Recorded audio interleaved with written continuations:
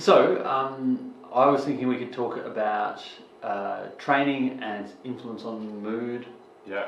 I think that's a really interesting and topical area. It's interesting and underappreciated sometimes, I think it's a big area where it's like, that's, for a lot of people, that's a major part of the battle when it comes to getting exercise in. It's just that feel-good effect. So, there was a large meta-study where it compared the use of antidepressants and the use of exercise on depression. Yep. And it found it was even. Yeah, and then there's a control as well, and they're all, and so they're both better than control, but the exercise was equal with the antidepressants. Yeah. And just as much of an effect as a high dose of, Yeah, which is pretty amazing. Yeah, it's pretty cool. And clearly there's a physiological brain chemistry component to that. Do you feel comfortable talking about that and the serotonin and the dopamine and whatnot? Yeah, sure. So when we exercise, there's a whole explosion of hormones in the body. So growth hormone, testosterone, insulin-like growth factor, all these things. But the one that sort of gets forgotten is serotonin and dopamine. So the centers in the brain, the reward center, which is called the amygdala. No, I feel like that's the fight or flight scared center. We'll work it out. Nucleus accumbens. The nucleus accumbens is the reward center of the brain. Okay. Nucleus accumbens. That center is triggered by when we eat sugar, for example, illicit drugs, stimulated, alcohol stimulated, but also exercise. When we exercise, we get this big spike and this surge of serotonin and dopamine, which trigger this pleasure center, which is, I suppose, the runner's high. Comes directly from that. And so you can literally train your way out of a bad mood, feeling frustrated, feeling angry, go for a walk, go for a run, you come back, all right. Yeah, I'm back with it. So one of the favourite, most influential quotes in my life is from Adonis Jordan, who's a former point guard in the NBL, is a basketball coach these days. And it was just on Facebook, and he just a picture of him, and he's serious guns. He's just like, I'm only ever one workout away from being in a great mood. That's such a powerful thing. Yeah. And I think particularly, who I was talking to the other day, but just how good you feel after a run. Like it's probably not an equivalent to that and it has to be an outdoor run. I don't think an indoor run is the same. Running outside is the best, my absolute favourite form of exercise, without a doubt.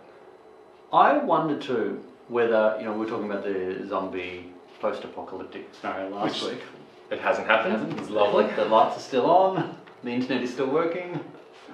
I wonder so there's clearly a physiological serotonin, etc. response.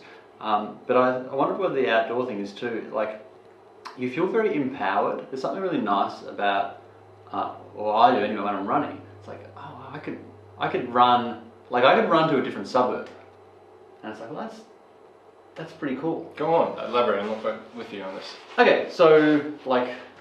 So empowerment is the ability to be in control of your destiny and where you're going. That's freedom, if you will. Freedom, yeah. And just the idea of if you are fit and like if you can run 10k, if you can run 5k, you can actually transport yourself in a pretty rapid pace, like from one suburb to another. Okay. You can actually the ability to literally change your location, your physical location. Yeah, and I think there's something at some level innate about that physical freedom of so in charge. Evolutionary type thing, you think? There's something there because I think because the benefits you could get is you should theoretically be able to replicate the benefits of indoor cardio with outdoor. It should actually be pretty similar, but there's just something really nice. Yeah, no, I hate the bike. Yeah, I hate the bike and I hate the cross. And even running track, I like running track because it sprints and it's fun. But if you gave me a choice between running track and running a trail, or I'll take the trail too. or running by the beach, or just so you're actually going somewhere, I think that's huge. Add on to that the vitamin D and the sunlight and the fresh air. Like there's a lot of factors. But dig a little deeper into the evolutionary stuff and why this might have been as we evolved. Yeah, so we evolved as hunter-gatherers. Probably more gatherers, less hunters. Yeah. Foragers. Foragers with the occasional bit of we got something nice. Yeah. And so those of us that wanted to roam and forage and be active, our DNA or their DNA got passed on. Those who were not so much into that probably... The more successful natural selection, the more successful humans were the ones who were more likely to cover more distance. They could cover more distance, they got food, and and so I think there's something in that. I think, definitely there's an element of our deep scripting somewhere in our primitive brain that just wants to have that activity and that movement. And movement, so it rewards us. Movement is good. Yeah. If you can get the virtuous cycle going on, that positive upward spiraling, as opposed to, because it's hard to get started because the reward isn't there initially with early days of exercise, like that getting traction through a workout program.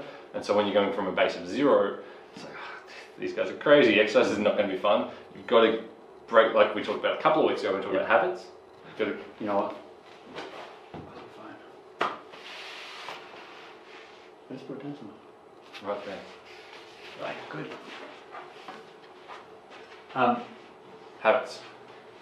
Habits. So I have an Apple Watch, and I use the workout app on it. And the watch is not particularly amazing, but what I think is really cool is how you can go into a month. You can select.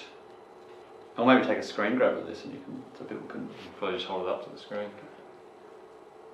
So go to October.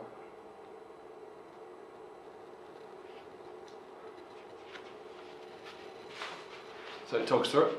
So that's October. Lots of yellow. Is that yellow? I'm colourblind. It's a yellowy greeny. Yep. Okay, cool. And so that's just all the days that I worked out. Right, so you can tick it off, sort of thing. Yeah, so, and you don't have to tick it off, like it just automatically records, like when you do the app and you've finished, it just automatically records it. So I didn't even know it was doing this, no, I was just playing around and had a look. And what's interesting is, so October was a pretty good month. I trained probably 50% of the time, it's pretty decent. But now I'm like, I'm going to dominate November.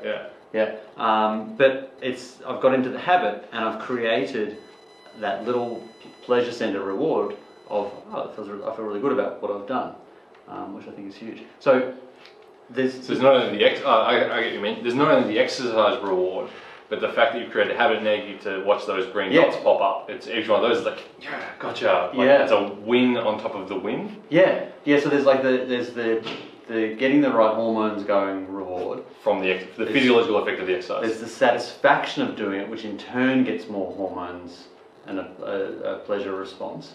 And then on top of that, I think there's the breaking the loop thing too, because exercise is a form of meditation. Often we can be so stuck in our thoughts, and good exercise, you have to focus on the thing. Like if I'm running, I'm having to focus on my technique. If I'm lifting, or whatever. You get outside your head, or even if you're playing sport, like moving meditation. Yeah, so you get outside your head, and that breaks the loop of they can break the loop of negative things as well. So there's so many factors all colliding to make you feel much happier and more positive, and like you can just deal with anything. Particularly if you do it first thing in the morning, because you create that positivity force field where you're up and going, you feel great, and you can't miss. All right, bit of a ramble. Let's give some takeaways. So, if you have any form of depression or mental illness, you should definitely see someone. Don't rely on core advantage. This is a YouTube video, this is a Facebook video. Get some professional advice. See someone for that. But look into exercise as well. And we all have days where we feel pretty average. And it's just the human condition. Yeah, it's what we are. But you can limit those and make them significantly less damaging or less interrupting by regular exercise. Yeah, I think it's and the first thing in the morning.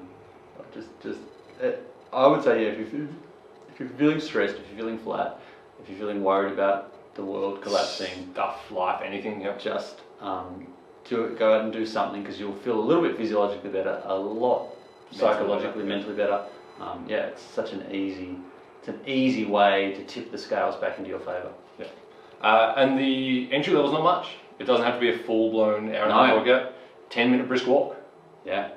Some stretches. Do a little bit of yoga. A little bit of a foam roll and a stretch is kind of enough. But I would say try and build yourself up to where you can do something that's intense enough that it distracts you. You want to cash in on that meditative component.